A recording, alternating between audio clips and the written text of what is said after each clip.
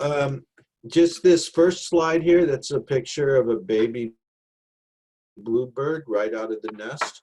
And I feel like the bluebirds are one of my big teachers, the bluebirds at my house. And they teach about a lot of things, including grief. When the cat parents, babies died, that happened this year. This guy made it just fine though. So let's go with the next slide here. Yeah, so this slide, I just want to say, what is the defining characteristic of a guide? And I use this term archetype a lot. Archetype is like a pattern that in some ways comes out of the earth that some of us will embody. There's different kinds of archetypes.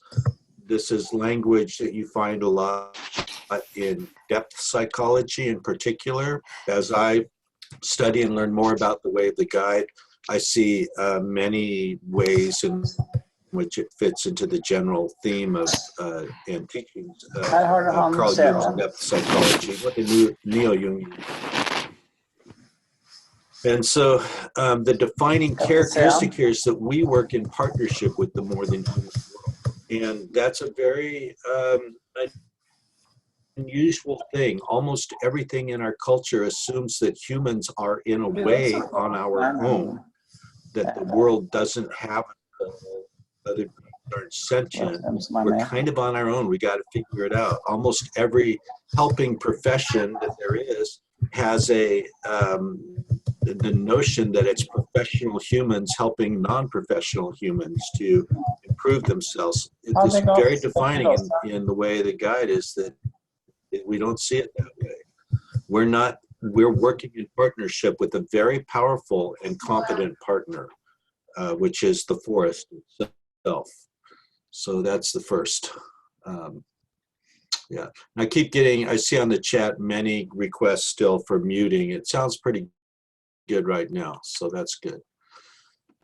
When we talk about the forest, the characteristics of the forest and what makes it so helpful as a partner is that it's a witness that's honest. It's not prescribing, it's not judging. It functions more like a mirror that shows us what we need to see and what we're capable of seeing in the moment. So this idea of a mirror is really important. You know, we go out in the forest and it's full of images and experiences. And each one of those, we cannot help but bring ourselves into how we encounter each one of those. So you'll notice everyone on a walk is having their own unique experience because they're having their own way of seeing and encountering and being encountered by the forest. One of the reasons it's so important in guiding that we're not prescriptive. Because as soon as we get prescriptive, then people start not having their experience, but they start having our experience. That's a very different thing. Then we're no longer working in partnership with the forest. This is very, very key in the archetype of the guide. You know, I can give you an example that I remember from being in Canada once and standing in a stream and watching how the water was coming around a little stone and spiraling around this stone, and someone was looking at that, and from that spiral they got a really strong sense of a process that they kept unfolding in their life. And as a guide, if a mistake I could make is then to take other people to that same stream and say, let's look at this spiral and consider how this shows us about processes that happen in our life. That would be totally inappropriate because that was someone else's mirror. That's what the forest showed them. So really important in the way of the guide. Sorry, I'm getting some delay. Okay. Now, another thing is that we're guided by this cosmology. And I don't want to impose this on any of you, but this is really important to me. This is what keeps me anchored. And this is a cosmology that is part of it. It's kind of a big picture, and some of you have heard me tell the whole story of the cosmology. I don't think I'm going to do that here. But one of the key features of it is that we say the world is sentient. and all natural things are ensouled in some sense. They all have their personhood. Even a grain of sand has its unique personhood, its unique ensoulment, and that the destiny of who we are as a people, as a species, and each of us individually is bound up somehow with how we how we relate and are related to the ensoulment of the world. So this is very important. If we can't really do this work effectively, at least speaking for myself, I can't do it effectively if I see the forest as a collection of insentient objects. I have to go into the forest feeling it as alive and feeling it as aware, even though I know its awareness isn't the same kind of awareness that I have as a human being. It is still an awareness. And without this fundamental piece, I don't know how I can work as a guide, because I don't know how I can work in partnership with the more than human world in an ensouled way, right?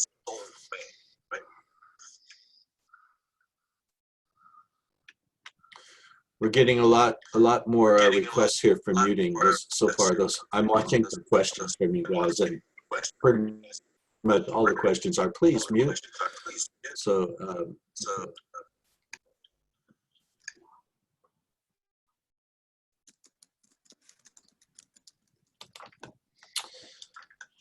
part of this is that we're not driven by our agenda of what value the pilgrim should receive. Now, at this point, you might be wondering, where does this word pilgrim come from? And for me, it's where I've landed when I think of if we're operating from the archetype of a guide, what archetype is being embodied by the person who comes on our walk, what we usually refer to as participants. And in a sense, I see them as being on a pilgrimage. From the moment they cross that threshold, they're on a pilgrimage, in that sense of like a spiritual pilgrimage. They're on a pilgrimage. They may not know what to find, what they're going to find, or what they're going to encounter, but it's that archetype of pilgrimage. And so we don't know, we don't have an agenda of what value they should receive. The example I like to use on this is, hang on a second, I'm hearing feedback because someone's not muted. I'm hearing myself come back 5 seconds later after I speak. So I'm going to shift to a headset here.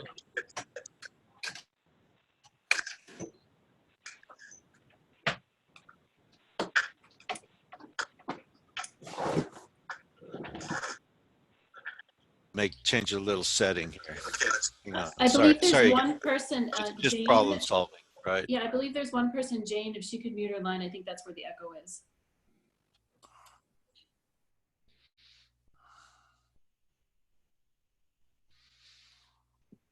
I pushed it. I don't know what I'm doing wrong.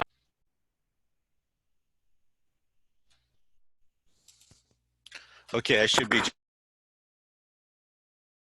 just on my headset now. That should solve feedback and echo problems, at least for me. Are you guys still hearing me? Can I see some thumbs if you're still hearing me? Just need to check. I see some heads. Okay, so you're nodding. All right, great.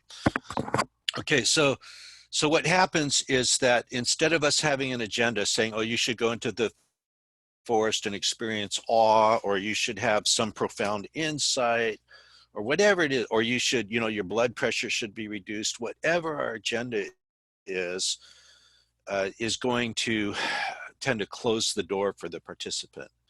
So when I guide, I really go with the assumption I have no idea what they're going to get, and I go with the trust that they'll get what they're capable of getting and what the forest offers for them today. And my job is to simply create the container for that. So there is also this process of discovery that's shaped by the circumstances. And this is a lot of what we mean when we use this term, the forest is the therapist. So, yeah.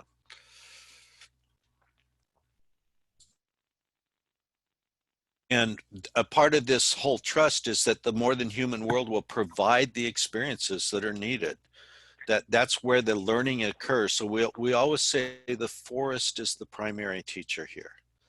I want to say the guide has a really important teaching role too, but our teaching role has more to do with how to bring ourselves into the condition where we're able to learn from the forest.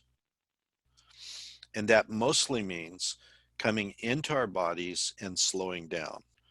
When I say coming into our bodies, I mean coming into an awareness of where our bodies are located in space and time and what we're getting through our senses.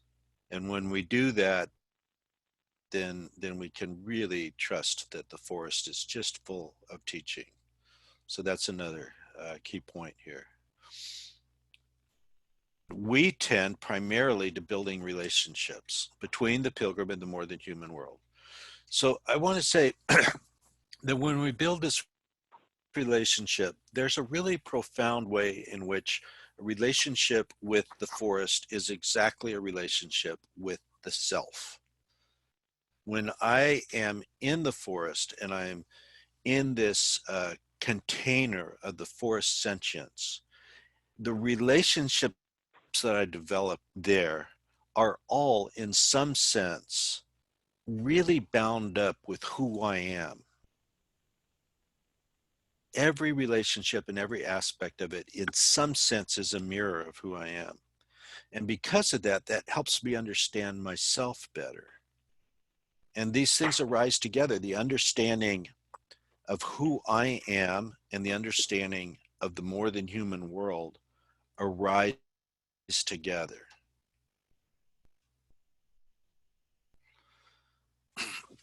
When we guide, we have a relationship that gets established between us and those who come on our walks, the pilgrims. And this relationship is a really important part of being a guide because it provides this sort of safe home base. And that's what makes it possible for people to meet their edges. They have to trust that we're competent and that we're safe. And that may take a little while for some people to come to that sense of trust. You know, some people may be sketchy all the way through about, well, who is this person?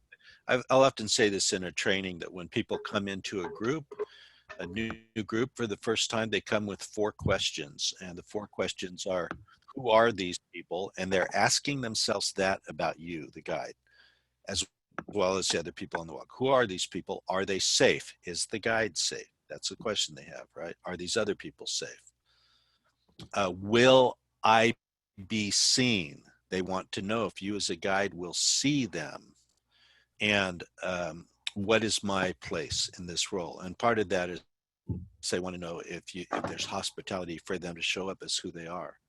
And so we do that by our own competence, our capacity to keep them physically safe, you know, in the environment they're in. I understand in Europe there's a different sensibility about that than there's in the United States. In the United States, there's been a kind of infantilization around being in nature where there's a lot of attention given by guides to really basic things like, how are you stepping on that little stone as you're crossing the creek? And we've heard in Europe that there's that's almost insulting to do that. You know, the assumption is that you're competent here. The United States, the assumption is different. We're very likely to get our asses sued if someone steps on the stone wrong and falls off of it. And so we really pay a lot of attention to safety, and people have come to expect that. So I would just say, in terms of safety, find your cultural norm to offer that safety. A lot of that safety is physical, but it's also relational. They have to trust that you as a guide have a sense of professional boundaries, that you're holding the group and you're holding your contacts with them well, that doesn't mean being cold, but it means being friendly but very competent.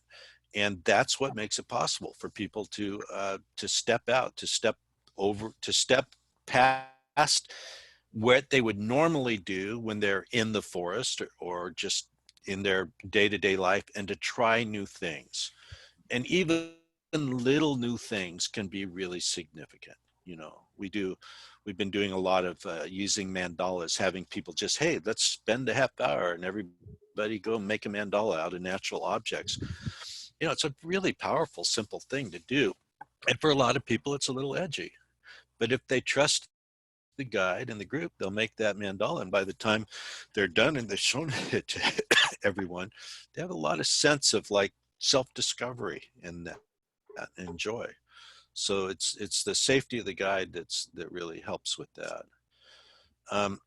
As we're guiding, this is a really important part of the guide archetype, is this cultivating the opportunities for people to connect with each other. And you're all familiar with how we do that. We pass the talking piece. You know, we ask people, what are you noticing? That's always the question we ask. A lot of times by the end of the walk, I'll morph that question a little bit. You know, like, what would you like to say about your experience here? I might say something like that. But the main thing is that we're witnessing and being witnessed in our processes of discovery. And without that, the experiences we're having and what new self-knowledge is coming, what insights are coming, won't be anchored. It has to be anchored in being witnessed by other human beings. As far as I can tell, this is a part of the mystery of being a human, that we need each other. It's in our species. We need each other. We can't go do this journey by ourselves. We need to be seen by others. And we can't take that, you know, we can't go home after a walk and explain to other people what our experiences were, because they won't feel it unless they're in a similar practice. So we have to do that right on the walk. That will help us really anchor whatever changes we have. Someone made a comment here, Claire. Claire's on. Hi, Claire. I've been thinking a lot lately about how we bring people into the forest. I've been toying with the idea of coming as pilgrims rather than tourists. I just heard you say pilgrims, and I'm wondering if you can talk more about that. And then there's another comment. I sense there's a conflict between guiding people into the senses and, on the other hand, encouraging seeing the forest as a mirror. Thanks for asking that, Teresa. I'm not saying encouraging that. I'm saying it's our understanding as a guide that that's what's happening. You can use specific invitations. You can say, go find a mirror. I've tried that. It hasn't worked very well for me, but I don't usually say, hey, the forest is a mirror for your experiences. That, because you're right, that goes right into the head. I'm saying what I'm telling you guys is guide understanding. It's a part, understanding this is a part of our competence, is to know this. It's not a part of our practice than to tell our participants all of these same ideas. So I'm glad you brought that up. So yeah. Yeah, Vix, great that you're on the call too. I'm just, okay. So what's the next one? Now, this is another piece that I think is really important and kind of challenging, which is when we're talking about the container for the walk that makes this stuff happen. You know, we have the standard sequence, we have the skills we bring and all of that. But I really think a super important part of this is our own consciousness, how we show up. And what I would say is that if we're not very connected ourselves, if we're not, if we're having, you know, even if we're just having a really bad day where we're not in our bodies very well, that will really affect the entire walk. This is why I think it's really important, at least for me. I show up a good half hour early and I go out to the forest and I talk to it and I just try to bring myself really present. But this kind of consciousness, as I experience it at least, is that it's centered in the heart. So when I'm talking about consciousness, there's a consciousness that's in the head, and we have to be thinking about all the things that need to be thought about on a walk, and there are a lot of them. But when we're guiding, we have to also come from the heart. So when I'm giving invitations, when I'm even when I'm just showing up for people and greeting them in the parking lot, the more I'm in my heart, the more potent this walk is going to be. For me, so much about this entire practice is about awakening our awareness of this incredible intelligence that lives right in here, right in our hearts. It is a profound intelligence. And the more I connect with it, the more I'm convinced it is the greater intelligence.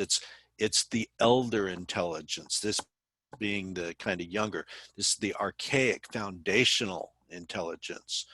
And so much of it is about allowing that to develop. And there's no shortcuts to doing that. You can't just go out as a guide and, like, you know, pretend that somehow now you've got this big heart-centered intelligence. It develops over time from our own practice, right?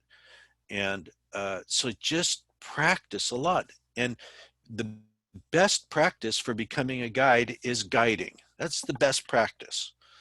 And for your own personal practice, sit spot is really good. But, you know, I learned recently from a guide how to use what's in motion as a daily standalone practice. And I got, wow, that's really powerful. Just what's in motion really cultivates exactly this kind of heart-centered experience and quieting of this so that this can be heard, you know, quieting of the mind so the heart can be heard.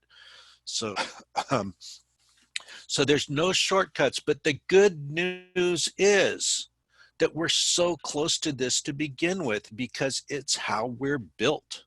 We're built with strong heart intelligence. We just happen to have been born into a time and into cultures where that's not recognized and taught. Well, we get to teach each other that, and we get to invite the forest to help us learn that. And so this, when you think of the container of the walk or of a guided experience, your consciousness is important. Your safety is important. Your competence is important. Your boundaries are important. All together, those things create this thing that can, in Jungian terms, is referred to as tenemos. And that means like a magic circle in which the growth can really happen, right? So all together, we're doing that, as well as I would add other elements to that. Another element would be choosing a really good trail in a safe forest that supports gentle experiences. You know, all of those are part of it. So let's see.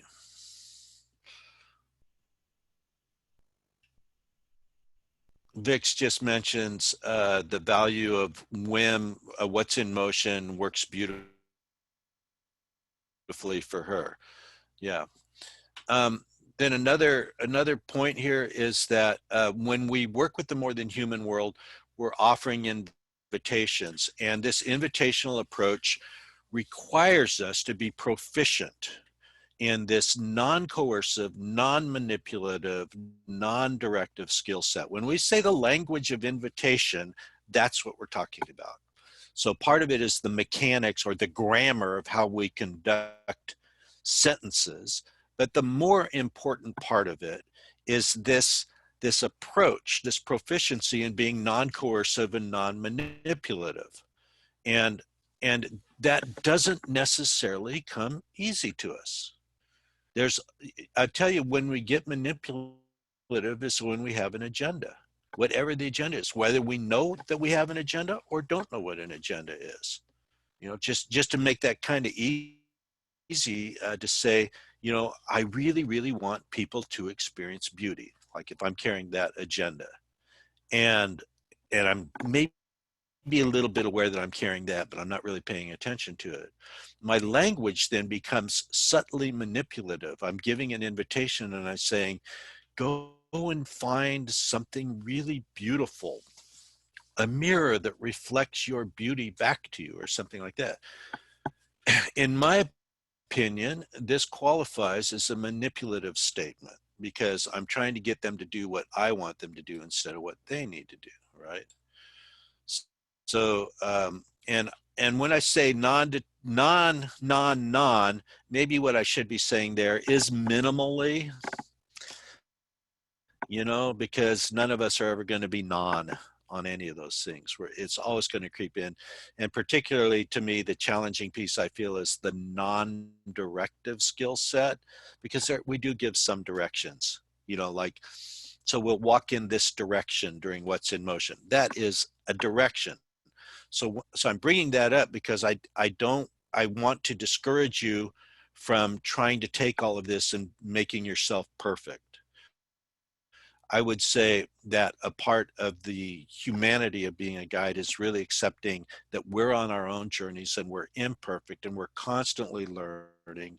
For me, a lot of it is bumbling through. You know, in fact, I should have a slide on here that just says the power of bumbling. You know, if you're bumbling through and you're aware of it, that can be a very powerful teacher. So here it says, let's see.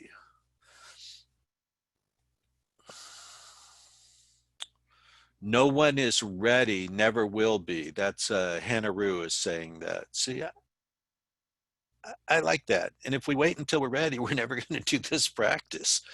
That's kind of true in life, you know. Directions, but no advice. Let's see, Thomas, I like connecting, dropping the re, because it is what's happening all the time. Yeah, I don't think I say reconnecting that much. Maybe I do. If I say I say remembering. And that means coming back into our knowing of our fundamental membership in the family of things. So,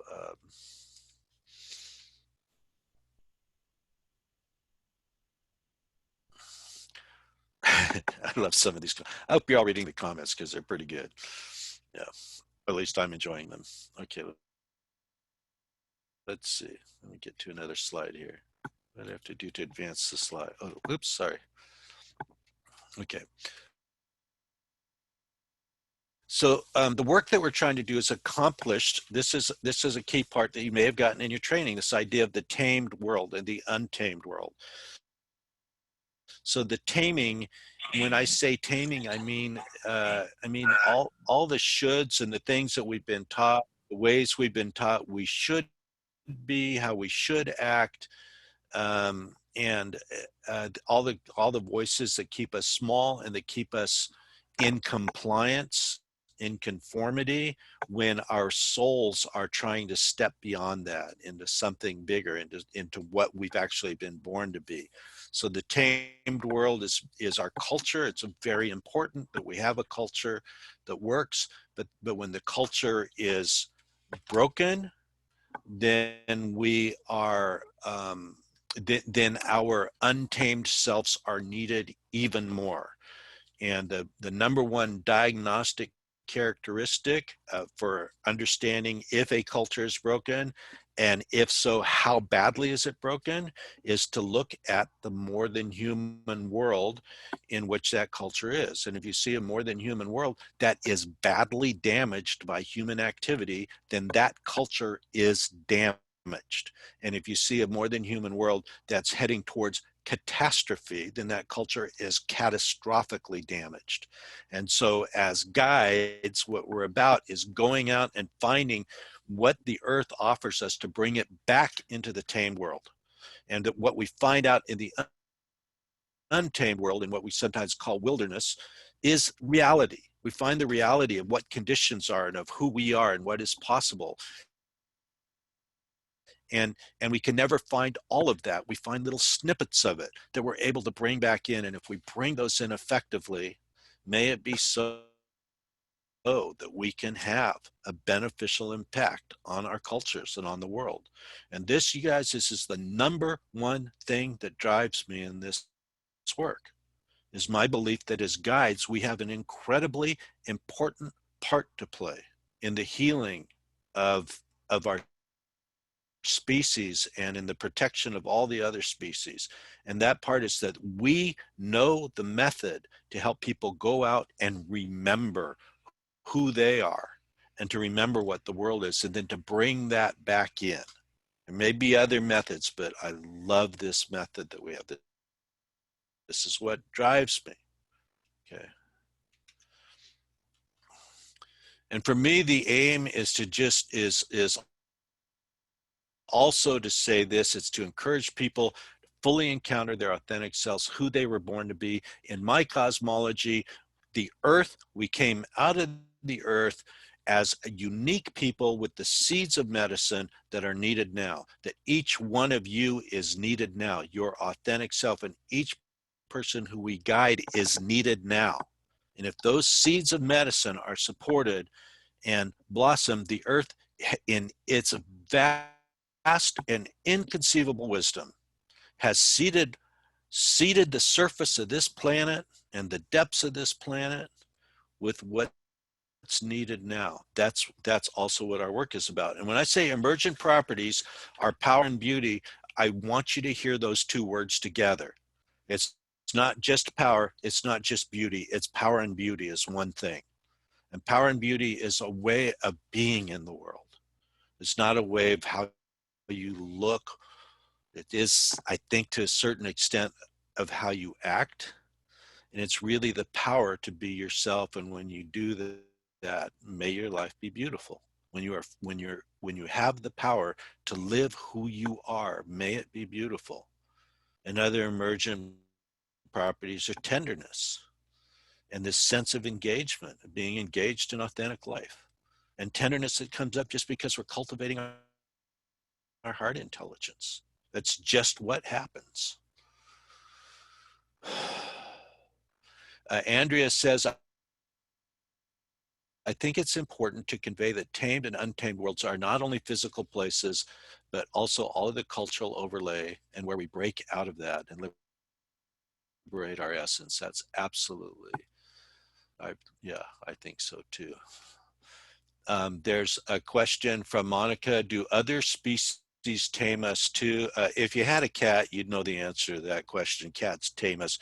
They are such manipulative little creatures. I mean, how many of you like hesitate to go out on a 5-day camping trip because your cat, right? That's only a semi joke what I'm saying right there. But yeah, I really think that that there is a vaster intelligence that when we come into membership, there is a certain amount of all of us coming to an agreement. Is the more than human world asking us to be in a set of agreements with it? And those agreements would be tamings, right? And those are good. Again, I want to come back to this. We need the tamed world. We need to know how to operate is in human cultures and in relationship to all other beings. We need to know how to do that. But we're broken. And the diagnostic criteria is what? I just told you guys this, is if the more than human world around us is in distress, that is the diagnostic criteria for when and how badly our human culture is in distress. So in a way, I would almost say an answer to that question is we must let the other than human beings tame us. We must let them do that and stop just this agreement to only tame each other, because we're not doing it very well. Well, let me say it this way. We're doing it effectively, but not well. The wellness of it is not in there. So, so I hope you guys are watching the comments. Let's see. Next slide. What do I have to do to get this slide to advance? I think sooner or later my slide's going to advance. Or not. Come on. Oh, maybe that's the last slide. Okay, so let's just say that's the last slide because apparently I'm not getting it to advance anymore. And let's go to comments. And if you guys want to just put in comments, we can do this, I think, for about 10 minutes. And then I want to do a very brief round where we'll unmute ourselves and just make any final comments. So questions about, I'm just looking at the comments to see if there are any questions in there right now that I can address.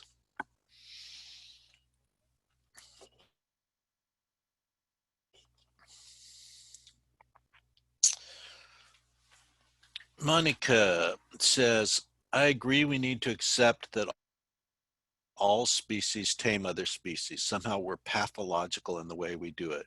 Where's our pathology? Well, Monica, I think our pathology there is when we decided at some point that we are separate from the other than human beings, and that that only humans have sentience and have ensoulment. That as soon as we did that, we went down a path of very severe pathology. And one way to date that is to look back at the period of time when empirical materialist science was really being established. And in particular, you know, I would call out Descartes on that, Rene Descartes. And though he was very brilliant and had a lot of beautiful things to say, and actually very much believed in the spiritual realm, his feeling was that only humans and God had spirit and sentience, and that all other things did not. And so while sometimes the Cartesian split is thought of as, in his philosophy, separating mind from body, that goes way back before him. For me, the Cartesian split is separating humans from all the other human beings, and this characteristic that we're the only ones with sentience. Before that, everybody had sentience. It was assumed. I have a book up here in my bookcase called Plants as Persons, a Philosophical Botany. This guy traces the history of how did we as a species come to this belief system that other than human beings are not sentient. It's a very fascinating. It is a fairly recent innovation in human species. Well, check this out. You know, Rene Descartes had his big dream that led him onto this inquiry, like was his threshold into this inquiry, exactly 400 years ago, this November 10th. The reason that's important to me is, like, let's celebrate that we're moving beyond that dream now. Let's celebrate that the earth is calling us out of that pathology and back into a new level, not backwards, but a new integration, something forwards. What Jung referred to as the new myth is really emerging now. Okay, let's see. Shush. Can you please address the tenderness? Okay, hold off on your questions for a minute, you guys, because they're getting away from me. I can't read them fast enough, and I'm talking way too much. So I'll try to have shorter answers. Let's see. Can you address tenderness as this is related to tending the land? Tamberly, yes. For me, Tamberly, the main thing is that tenderness gives us the opportunity to move away from a rules-based approach to tending the land to a relational-based approach. And so what that means to me is, like, we have rules in national parks particularly, but I think a lot of nature people have glommed onto this as leave no trace as the ethic in relation to the land. And yet that's a very unrealistic ethic. And I don't think humans have ever lived that way particularly. Instead of having a rule about leaving no trace, you know, I would rather have a guideline that says, let your tender heart guide you in your relationship with the land, and develop the kind of long-term relationship with the land where you know its seasons and its needs and its ways of changing, and be involved in that as an inquiry together with the land, what is needed here. I think the land thrives better when humans are in a right relationship with it. Having said that, if you go up to like beautiful alpine meadows or places that are really very vulnerable, definitely the leave no trace ethic has a place there if we can. Let's see. Would you come back to the pilgrim question, or maybe you were skipping on purpose? It's a big piece all by itself, pilgrimage. Christy and I were just up in at Hollyhock, and we had a dinner with Rupert Sheldrake, who some of you may know, and we were, you know, talking with him, like, where are you going now? And and he said pilgrimage. He thinks pilgrimage is incredibly important for humans at this time, and the whole archetype of the pilgrim journey. And that really resonated because we'd been talking about that in Slovenia. We'd found this little beautiful pilgrimage route that went from the village of Kobarid up this windy road and into the forest, and the whole route felt like a pilgrimage. And so we're really exploring this theme right now, the idea of forest therapy as a pilgrimage. When we advertise walks, how do we mention this real purpose? This is from Linda. I don't know, Linda. I wish I knew. You know, like our first mission statement with ANFT was to embed, we call this the outward mission statement. It was to embed forest therapy into health and wellness systems, right? But really the inner mission was to save the world by waking people up.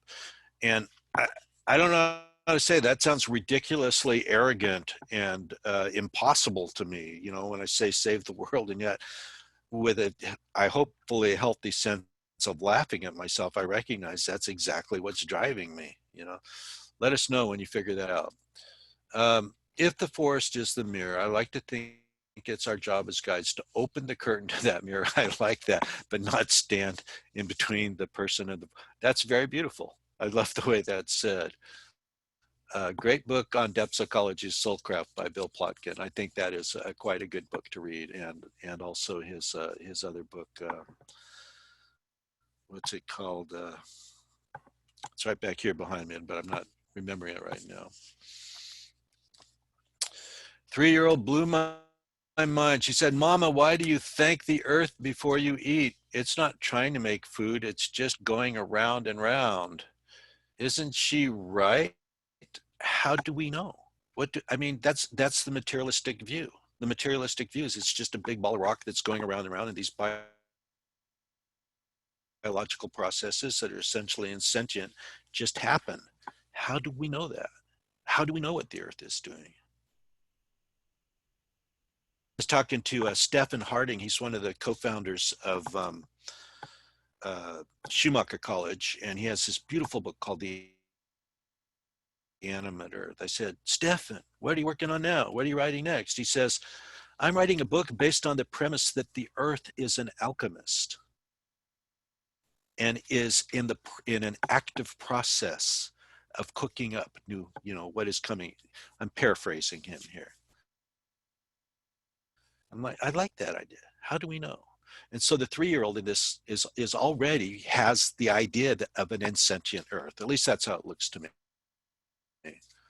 So let's see.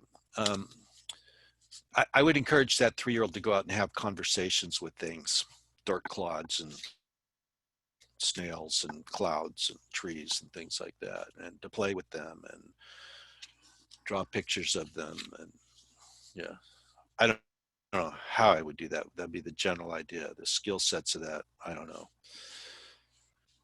Let's see. When I'm fully in the moment, I experience profound synchronicity between thoughts, feelings, and what is happening. These feelings also happen in the tame world, but my awareness of them is less frequent. Can you speak about synchronicity? So synchronicity means events that are meaningfully connected without a causal relationship. So they're meaningfully connected. I've had a lot of those lately. Usually what I feel is when there's a lot of synchronicities, when you're aware of a lot of synchronicities, it probably means you're on a good path, like you're doing a good job of integrating yourself with the greater than the self. And I, other than that, I can't really say that I'm a big expert on synchronicities.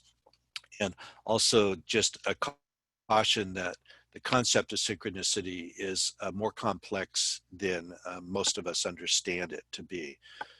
So an example, in the last month or so, I've had a lot of these experiences. Like one morning, I found myself really intensely thinking about a fellow who I used to work with 40 years ago and hadn't thought about probably in 20 years. I just was thinking about him a lot. And that afternoon, I got a really long email from him in which he was asking for forgiveness for a bunch of perceived, you know, from his point of view, perceived wrongs that he had done. It's like, I wasn't carrying that load, but he obviously was.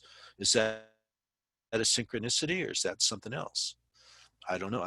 Personally, I don't think it's quite in the realm of synchronicity, but those kinds of events happen a lot, and they happen in clusters in times of a lot of psychological pressure, in which growth, that there's answer a yes to the growth possibilities. Is there anything we as guides can do to help our participant pilgrims come to the walk more ready for the medicine of the forest? I think most of what we can do on that is has to do with the hospitality when we first meet them, you know, in the parking lot. Other than that, I don't really know. I think overall as a movement, we're doing a lot towards that. We're helping to raise a general. Yeah. In Scandinavia, it's a very difficult word to use because it's highly related to religion in general. I would not use the word pilgrim in Finland at all at the moment. Okay, just to be clear, this is a part of the understanding that I carry as a guide, is that it helps me. I see myself as a guide archetype. I don't explain to people what I mean by guide archetype. If I see them as a pilgrim archetype, that's for my way of working. And I also have gotten a lot of pushback on the word pilgrim, including from some of our senior guides. You know, they see people with big shiny buckles and square hats and turkeys at Thanksgiving as pilgrim. That's not what I'm talking about. I'm talking about an ancient archetype of pilgrimage and people who step into that. So this is really for us to know for ourselves. And, you know, this comes up a number of times. I is that these are teachings for us as guides. If you go into psychotherapy, for example, or a medical appointment, let's go medical appointment. The physician is probably not going to explain to you a lot of the mechanics and the theory behind the diagnosis and the intervention given. That's their professional learning. That's where I'm coming from on this, right? I'm not giving you a bunch of stuff to explain to your participants. Let's see, a lot of book, so much time, so many books, so little time. A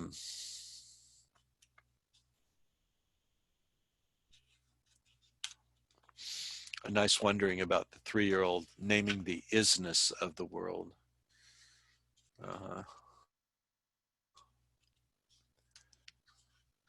I wish I could switch from calling Earth it. What a beautiful kind of wishing to just sit with. You know, how can we refer to the Earth? And how can we really feel that? What do we feel in our hearts when we think of the Earth? And is there language for that? And this is often one of the difficulties with heart intelligence. The heart has a logos for it, you know, like the essence of a word, but that word may not have a spoken analog in whatever languages we're in. That probably does in indigenous language, but when we feel the logos of the earth inside of our heart, you know, what is the word for that?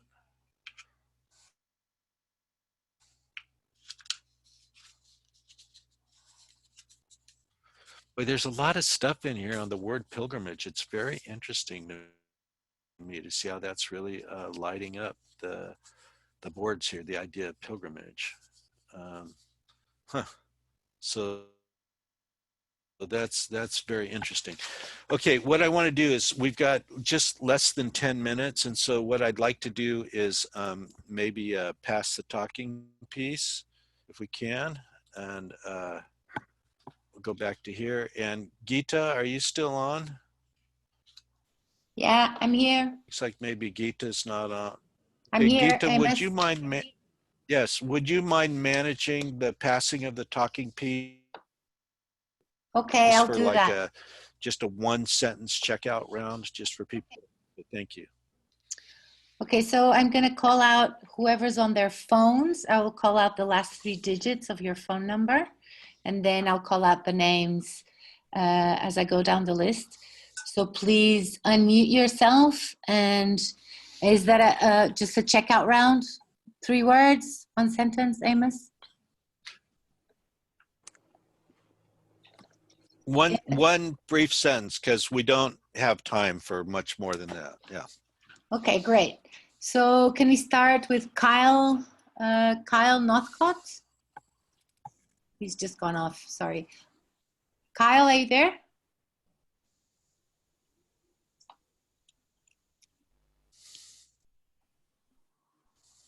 Kyle? Can you hear me here? Yeah, we can hear you. Thanks for their permission to Bumble. Some bees helped me learn that yesterday, actually. Thank you. Thank you, Kyle. Can we have Michelle Burton? Oh, I think just in the past few minutes, not to get so struggle with the word pilgrim as if maybe it's connected to a religion.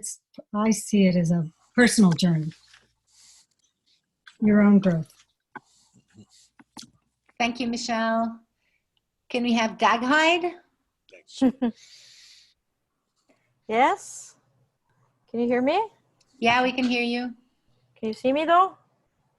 There's a lot of people on the screen. Not Okay, sure. okay, sorry, I wanted to make sure. I thought it was really interesting being aware of the synchronicity, even though there's a much wisdom behind it and a lot to know, maybe. I like that. Thank you, Daghyde. And can we have the phone number that ends in 544? That's the US phone number. I'll just unmute you. 120-671. Yep. Yep. Can you hear me? Yeah, Okay, we can. good. I just want to say thank you for just all the wonderful reminders, especially when we're out there on the land, to remember to be in our bodies and not in our heads. It's just a nice reminder, so thank you. Thank you. And can we have a number ending in 374?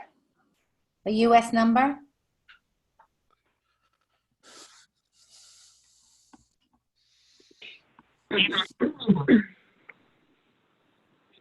Oh, A2, I guess that must be my number. This is Sylvie speaking. Can you guys hear me? Yeah, we can hear you. Oh, great.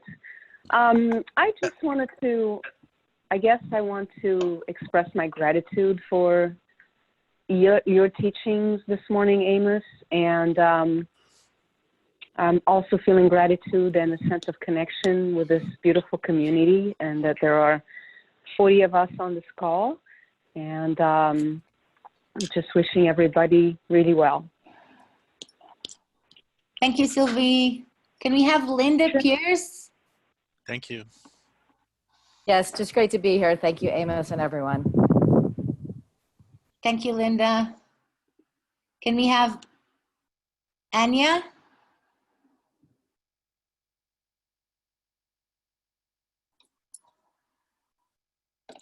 Anya, can you hear us? Anya Zinmek? Yeah, that's me. Hi. Nice to see you. Hi. Can you hear me now? Yeah, we can hear you, Anya. Perfect. I switch off, right? Yeah, if you want to say just a checkout sentence, just about the call, anything that you would like to share. I'm just looking forward to this call and hope to get new inputs. Okay, so we're just actually at the end of the call. Okay. Oh no, really? Yeah. And I'm in a wrong time zone, I guess. Oh no, I thought it starts. Oh, I thought it started at 6. It's recorded. It's recorded, It's Anya. reco- Don't worry, it's we'll send it to you. It's recorded, Anya. Oh. Yeah. Thank you. Thank you. Oh, I did. Oh no, sorry. Okay. And thank you. Bye. Bye. Can we have the US number ending at 406? So that's 1707-321-3406.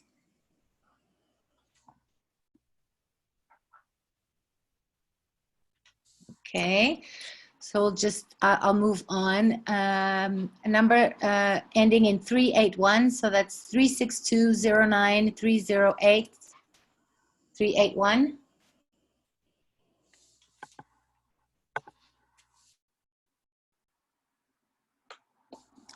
Okay, can we have Alice Pokorny?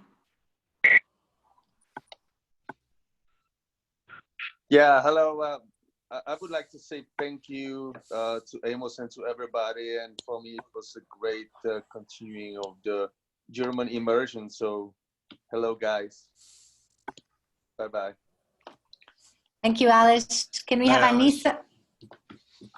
Can we have Anissa George?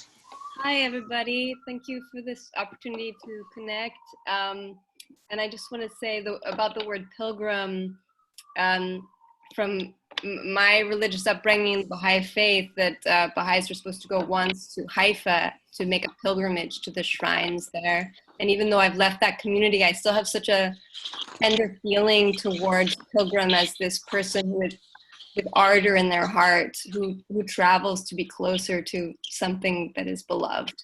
So I think that's a great word to carry. Oh, that's a beautiful definition.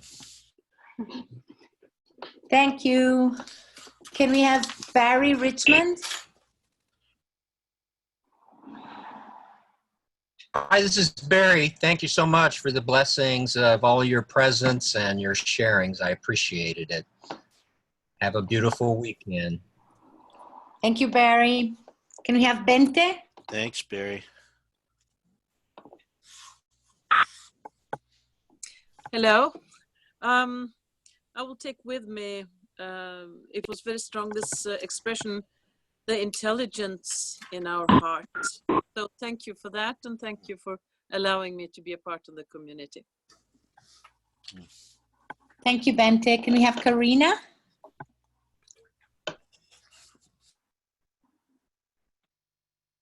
Karina?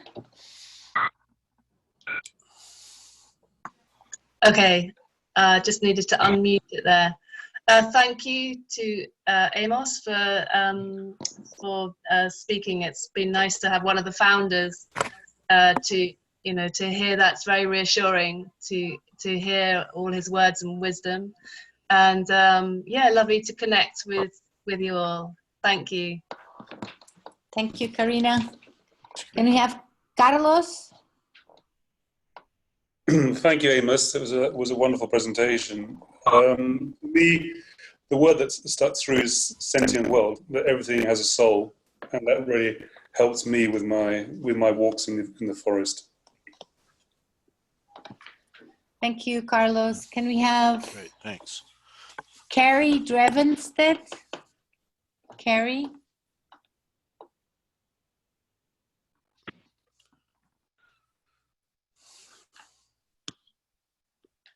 Carrie? Okay, so I'll flow down the line. Can we have Chin Meng from Singapore? Yes, hi. Thank you very much. My first call, just finished my training last month. Really many different perspectives and enjoyed it. Thank you. Thank you. Claire Kelly? Warmth, pilgrimage, partnership, cats. Thank you, Claire. Can we have Crystal? Just great. Thanks for this opportunity. It's wonderful to connect with all of you, and this is just very, very grateful. Thank you, Crystal. Elizabeth Valgren? Yeah, just thank you for the words on heart intelligence. Thank you. Can we have Elizabeth Davis? Hi, it's actually Tracy Munyon. I'm on a different computer. Sorry. But that's okay. My heart is full of gratefulness, and this is exactly what I needed to hear today. Thank you for all the comments, and Amos, thank you for making yourself available. Thank you, Elizabeth. Yeah, thank you. Katarina Chuk. Hi everyone, I'm just so super happy about this call because I feel it in my heart deeply. I was longing to see you, Amos, and also the community, Gita, everyone that I do know and don't know. So it just fills my heart. Thank you. Katarina. Can we have Katarina Novotna? Yes, I would like to say thank you to all of you because I feel happy and connected and blissed in a way. And the arrow to the heart for me today was the concept of ensouled. And the synchronicity was that I ran late for the call because I was at a tea ceremony and the participants were talking about the importance of the practice. So thank you for this. Thanks, Katarina. Beautiful. Yeah. Can we have Kim?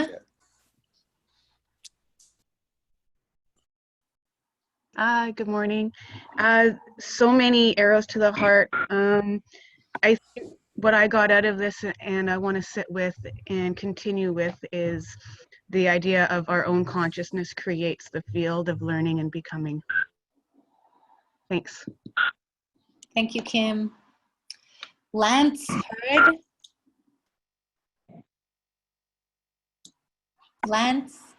I'm very happy and thankful to be on this call, and I'm very happy to hear that it's recorded. I look forward to listening to it again soon. Thank you, Lance. Thanks, Lance. Can we have Laura Gwynn? Gwynn? Laura? Yeah, hi. Just really delighted to have this call and connect with people and Gita, Vicky, Vix. I really love this word tenderness, and I'm just sat in a car park but surrounded by trees, and I'm just like, just remembering that the forest knows and the nature is just here for us. And this word tenderness, I've heard Amos say before, and it just makes me go, oh, like I breathe out, and really grateful for that. Thank you. Thank you, Laura. Can we have Leah Brown? Yes, yeah, thank you very much, Amos, and everyone. Yes, I can feel that the heart space opens up when the shoulders don't carry that much responsibility for the outcome. Thank you, Leah. Can we have Lisa? I guess I'm the only Lisa. I was already 100% inspired. I'm only my first month in my practicum. If it's possible to be more inspired than I am now. It was just so good to see all the comments and all your faces and everything. So I'm really glad that it's recorded and I can see it all again. Thank you, Lisa. Thank you. Can we have Lisen Sundgrun? Yes, hi. Hi, I think you can see me now. Hi. I want to share, hi. I was in the forest today and had a very strong sense of the forest telling me or reminding me that knowledge is not something I carry in my head, but that it's something that lives in your body. That's when it becomes knowledge. And that really connects with what you were saying, Amos. Thank you, about our inherent foundational intelligence. And so that was a synchronicity. Great to meet you all, and I love being part of this network. Thank you. Thank you, Lisen. Thank you. Can we have Liz Dawes? Yeah, hi. Thank you, Amos. I really appreciated that presentation too. And for me, the words connection to our authentic self are really important in how the forest helps us to do this. Thank you. Thank you, Liz. Can we have Marijke?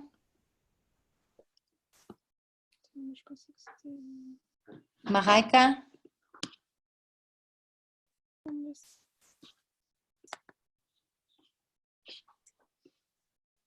No.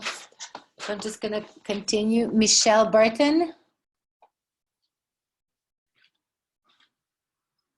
Michelle Burton, do you hear us? Okay. Michelle Lott.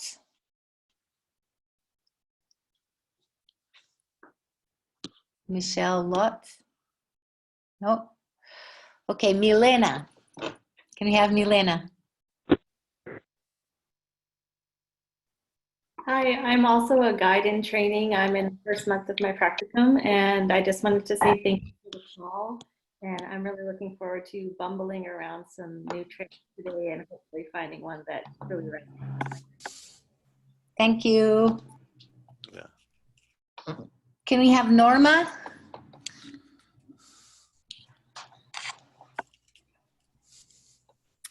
Hi, I'm hopefully I'm showing up. I'm just very thankful to be here, beginning my guide training and learning about where the heart has always been in my forest, and the forest has always been in my heart. Thank you, everybody. Thank you, Norma. Can we have Nuria? Hello, thank you. And what I've heard today is also about this holding loosely the stories, the concepts, what we think we know, what we feel, what we have in our head, and in this loose, not tight, but loose way of holding the things and the concepts is how it connects to this other concept, the same concept, but in another person. And I don't know, it's like sharing the human world, but just between humans now here. It's what I'm feeling. It's like the human, the other way of humans being connected. Thank you. Thank you, Nuria. Vamos a volar, Nuria. Can we have Petra?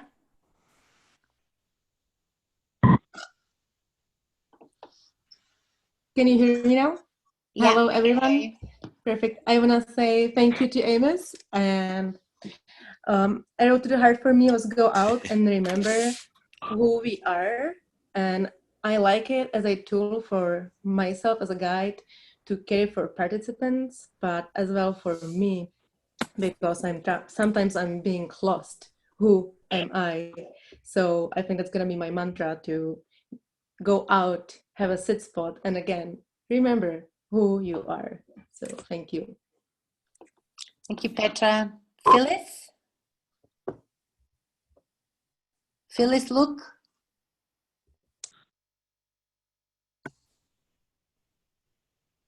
Are you with us, Phyllis?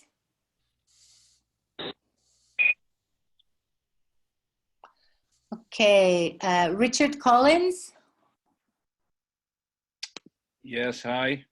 I want to first thank you, Amos. It was great to hear your voice and to hear your vision.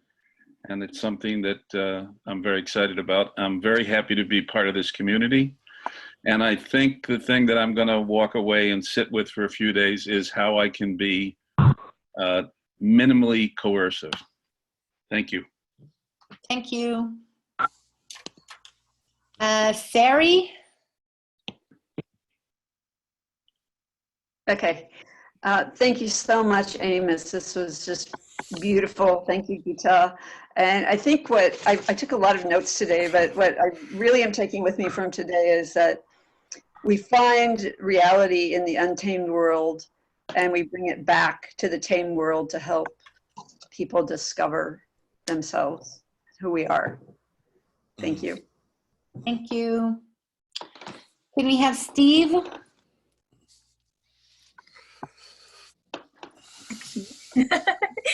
Hi.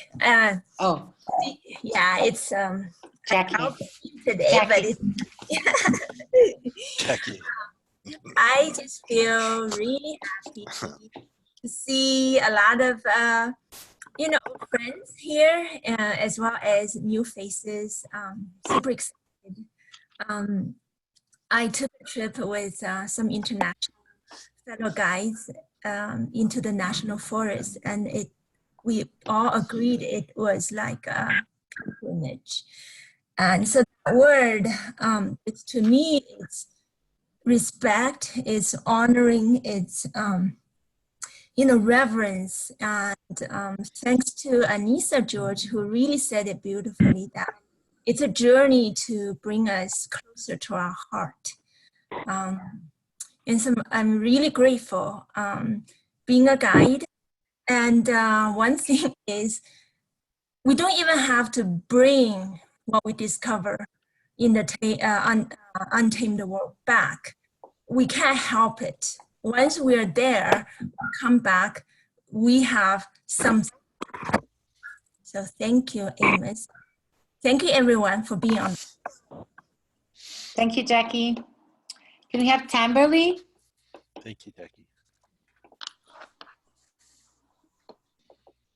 Are you with us, Tamberly?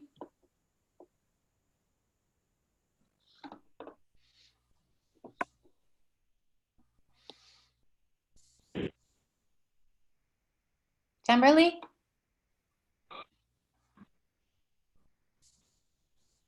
We can't hear you.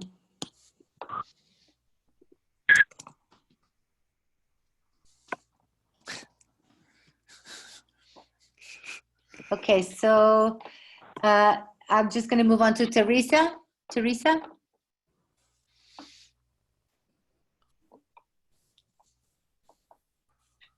Yeah, can you hear me? Yeah. Yeah. I'm doing my first proper guiding in the International Day of Forest Bathing. And I've been working myself up to getting really, really nervous about it. But seeing you and hearing you is really comforting, and it helps me. So thank you. Great. Thank you, Teresa. Can we have Thomas Wardell? Hi, how you doing? I just want to express gratitude for this gift received today. It was amazing. I'm in my first month practicum, and so it was nice to see some of the beautiful folks from cohort 43, and it was nice to experience this community at large. And I can't think of a better way to anchor this today than to get out in the forest. So that's where I'm heading. And nice to meet you, Amos. Thank you. Thank you, Thomas. Yeah, thank you. Can we have Vix? Kia ora, everyone. Thank you so much, Amos and Gita. For me, this has been a really beautiful, beautiful conversation, and probably one of the most important that we as a guiding community can have with each other. I've been deeply moved by much of the conversation, and particularly the word pilgrimage, because I feel like that is my life at the moment, particularly on this long travel that I'm on. It's like every step of the way is a pilgrimage, whether I'm in my car or whether I'm walking or whether I'm training or connecting with people. And it's about that whole thing of walking with that intention of sacredness and in heart. So thank you and blessings to everyone. Thank you, Vix. Can we have Victoria Brecht? Hello. Gratitude, community connections, trusting, and learning from Niagara Falls. Much love. Thank you, Victoria. I've come down to the end of the list, but I see a few of you have joined, and some of you didn't answer my first call. So if you haven't shared in the circle yet and you want to, please unmute yourselves and do it. Hello, I quickly say a few words. I'm Judy from Budapest. I'm sitting with my water spot, and the whole talk really brought me again closer to nature, and thank you. That's all.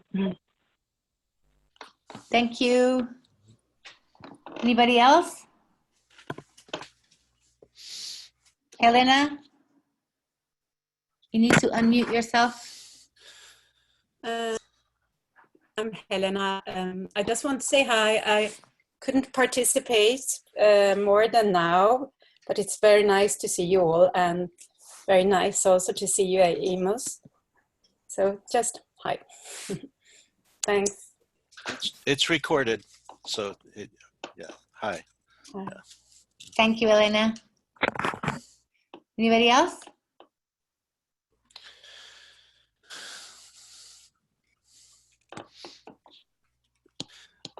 Okay, maybe I should just wrap up now then. I'll call Yes. for longer than anticipated, I believe. And I'd like to just say a couple of takeaways for me from this conversation. One was, I love Anissa, thank you for this, the way I wrote it down. I don't know if this is how you said it, but a pilgrim as a person with ardor in their heart to travel toward their beloved or the beloved. And that's very beautiful takeaway. And also just in the conversation, you know how sometimes you have these conversations and you find yourself saying things like, huh, I didn't know I knew that, or that's a new idea for me. And the idea of being tamed by the world of healthy human cultures are the ones where the taming is really participatory with the other than human beings and with the landscapes and the environment. That's an idea that came up today that's new for me also. So I'm also grateful for any conversations like this. I want to mention, this is the part where we do a little advertisement. We've got a couple of immersions coming up. There will be one in Estes Park, Colorado in September, where we're going to be really exploring houses of the heart, which is a way of really, in a very embodied a way to explore what are the medicines that are in your life that you bring into the world, and how are they balanced and developed. So that's in September. And then in November, we're doing this experiment that I think is going to be really interesting on the same land, Dancing Deer. There's two really big housing buildings. We're going to have a men's retreat in one and a women's retreat in the other, simultaneously on the land. And that gives us an opportunity where if the people on retreat feel that it serves to come together for some kind of ceremony or exchange, that we can do that. But it really has to do with exploring some of the concepts of some of these very deep archetypes, the masculine and the feminine and that kind of thing, within the context of forest therapy. So Barry, who's on the call, will be co-facilitating on the men's side with me, and Christy, and just forgetting her name now, but one of our very experienced guides is going to be co-facilitating on the women's side. So think about those if you can come, and we'll continue to do more immersions and offer additional learning paths as much as we can. I was, when we were going through the list of people making your last comments, I was really surprised at how many people were on this call. My screen doesn't show everybody. And so 87 we had people. 20 people, but it seems like we had a lot more than that. And I'm really, really grateful. Wow, I'm super grateful for that turnout and the level of interest. And may it serve each of us individually, and may it serve the people who we guide, and may it especially serve what the world is dreaming into being right now in a good way. So thank you, everybody. And I think this is a good time to close the meeting, huh? All right, thank you. Thank you, Gita, for facilitating. Thank you. Pleasure. Will you end it, Amos, or do you want me to end it?